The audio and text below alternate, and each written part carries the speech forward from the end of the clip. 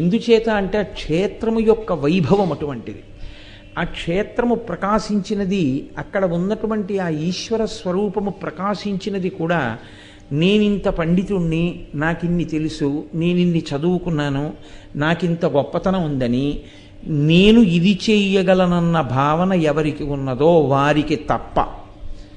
నేనేమి చెయ్యగలనన్న భావన ఉన్నవాడికి, లేదా అసలు ఇది చెయ్యడమన్న మాట కాకుండా కేవలం వెంకటేశ్వర స్వామి వారిని ఒక కుటుంబ సభ్యుల్లా ప్రేమించిన వారెవరున్నారో, అంత సంతోషంగా ఆయన పట్ల అనురక్తితో ఉన్నవారెవరున్నారో వారి పట్ల ఆయన ప్రసన్నుడయ్యాడు. అసలు నిజానికి వెంకటేశ్వర స్వామి వారు ఈ భూమండలం మీద అవతరించినప్పటి నుంచి వాల్మీకము నుండి ఆయన వ్యక్తమై వెంకటాచల పర్వతము మీద తిరిగినప్పుడు ఆదివరాహమూర్తిగా అదే విష్ణు తేజస్సు వెంకటాచల పర్వతం మీద ఉన్నప్పుడు